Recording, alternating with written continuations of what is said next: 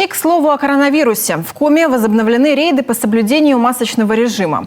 Такое решение принято на очередном заседании оперативного штаба по противодействию распространению COVID-19. Министр юстиции Коми Алексей Асташов провел инструктаж с сотрудниками полиции, МЧС и представителями органов власти, которые проверяют соблюдение масочного режима в торговых центрах.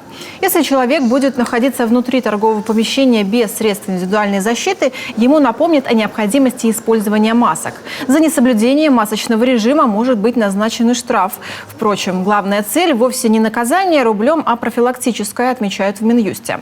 Важно понимать, что многие носители коронавируса болеют бессимптомно. Они представляют реальную угрозу заражения для окружающих, даже не подозревая об этом.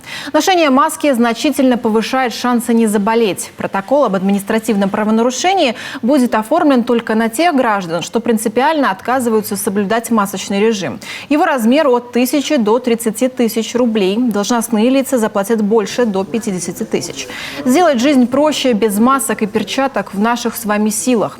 Как только будет сформирован коллективный иммунитет, проблема с ковидом отпадет сама собой. Важно, чтобы привитых было не менее 60% от общего числа населения.